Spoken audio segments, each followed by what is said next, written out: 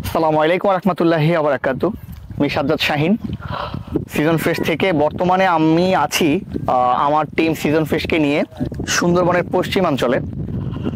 দেখেন, সুন্দরবন একটা এমন একটি নাম, রহস্য, ভয়, ভয়ঙ্কর সব প্রাণীদের অভয়ারণ্য হচ্ছে এই সুন্দরবন। সারা বিশ্বে সুপরিচিত রয়্যাল বেঙ্গল টাইগার, নোনা পানির কুমির এবং অন্যান্য সব বন্য প্রাণীদের আবাসস্থল হচ্ছে এই সুন্দরবন। আমার পিছনে দেখতে পাচ্ছেন সুন্দরবন। মাত্র সুন্দরবনের ভিতর থেকে, গহীন জঙ্গলের ভিতর থেকে মৌচাকের সন্ধান করে আমরা পাড়ে আসলাম। ভাবলাম কিছু মেসেজ আপনাদের কাছে তুলে ধরি। দেখেন, সুন্দরবনের মধু খুবই রেয়ার, সংগ্রহ করা কঠিন। বছরের একটা নির্দিষ্ট সময় এটি পাওয়া যায়, সব সময় এটি পাওয়া যায় না। এবং এই মধুকে বাংলাদেশের একমাত্র অর্গানিক মধু বলা হয়। যারা মধু প্রেমী আছেন, যারা চেষ্টা করেন ভালো গ্রেডের মধু এবং ভালো মধুটা খেতে, তারা অবশ্যই লাইফে একবার হলেও এই সুন্দরবনের মধুটা ট্রাই করবেন। এখানে আশেপাশে প্রায় অনেক গাছপালা, এখানে কেউ চারা লাগায়নি, কেউ পরিচর্যা করে না। এই বন আপন মনে নিজেকে নিজে বাড়ায় এবং এই বন নিজেই নিজে টিকে থাকে, নিজেই বাঁচে, নিজেই বড় হয়। এটাকেই সুন্দরবন বলা হয়। এই সুন্দরবনের যত ধরনের গাছ রয়েছে, সেগুলোতে যে ধরনের ফুলগুলো হয় সেগুলো সম্পূর্ণ প্রাকৃতিক উপায়ে হয় এবং সেখান থেকে মৌমাছিরা নেকটারগুলো সংগ্রহ করে মৌচাকে মধু জমা করে, সেগুলো একেবারে প্রাকৃতিক উপায়ে হয়।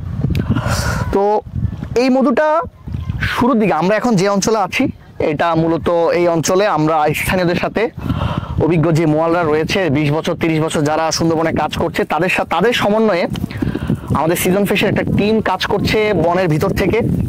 মূলত বনে দুই তিন ধাপে মোয়াল টিম পাঠানো হয়, যারা ডেইলি যায়, ডেইলি আসে। অনেকে আছে 7 দিনের জন্য চলে যায়, অনেক টিম আছে প্রায় 15 দিন 14 দিন, এভাবে করে মোয়াল টিমরা বনের ভিতরে যায়। তো আমাদের অভিজ্ঞ যে কনসার্ন যে মোয়াল টিম রয়েছে, যারা সিজন ফিশের জন্য কাজ করছে বিগত 1 তারিখ থেকে, তারা মূলত বনের ভিতর থেকে মধু সংগ্রহ করে একেবারে সকাল ভোরে ফজরের সালাতের পরে চলে যায়, একেবারে পরন্ত বিকেলে এসে তারা মধুগুলো আমাদের কাছে জমা দিয়ে যায়। তো যেটা বলছিলাম যে সুন্দরবনের মধু, আমরা এখন যে অঞ্চলে অবস্থান করছি, এটা মূলত খলিশা প্রধান অঞ্চল। এখানে খলিশার আধিক্যটা বেশি, প্রায় অ্যাবভ 90%। যারা অ্যাকচুয়ালি সুন্দরবনের মধু খান তারা জানেন যে খলিশা ফুলের মধু যেই চাহিদা, এটা অনেক বেশি, কারণ খলিশা ফুলের মধুটা অনেক সুস্বাদু হয়। তাছাড়া আমরা জানি সুন্দরবনে প্রায় 13-14 রকমের ফুল হয়, তার মধ্যে খলিশা, গরান, কেওড়া, বাইন, লতা ইত্যাদি ফুলের আপনার মধু হয়। তো মধু যারা খায়, কে না চায় যে সে মধু খাক। তাছাড়া মধুকে আল্লাহ সুবহানাহু ওয়া তাআলা কোরআনুল কারিমে শেফা হিসেবে ঘোষণা করেছেন। মহানবী সাল্লাল্লাহু আলাইহি ওয়াসাল্লাম বলেছেন যে মধু এবং কোরআনের আলোকে আমাদের উপকৃত হওয়া উচিত, চিকিৎসা গ্রহণ করা উচিত। তো আমরা আমাদের শরীরে, আমাদের বাচ্চাদের, আমাদের পরিবারের সচেতনতার জন্য, শারীরিক সক্ষমতার জন্য আমরা মধুকে সবসময় মধু সেবন করতে পারি। তো আমরা সিজন ফ্রেশ, আমি পার্সোনালি আমার যে ফ্রেন্ড লিস্ট রয়েছে, আমার যেই রিলেটিভ বা আমার যেই শুভাকাঙ্ক্ষী বন্ধু বান্ধব ভাই ব্রাদার যারা রয়েছে, তাদের জন্য সবসময় একটা মেসেজ দিব যে আপনারা আমাকে দীর্ঘদিন ধরে সাপোর্ট করছেন। এই সেফ ফুড ইন্ডাস্ট্রিতে আমি অনেকদিন ধরে কাজ করছি, প্রায় আমার 2020 থেকে আমি প্রায় 4 বছর যাবত এই সেফ ফুড ইন্ডাস্ট্রিতে কাজ করছি।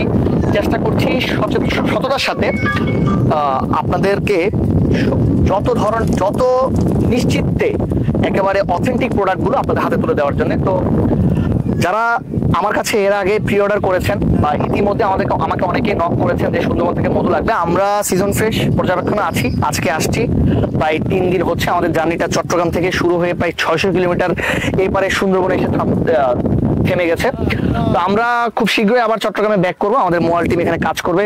এর মাঝে আমাদের আবার কনসার্ন টিম আসবে।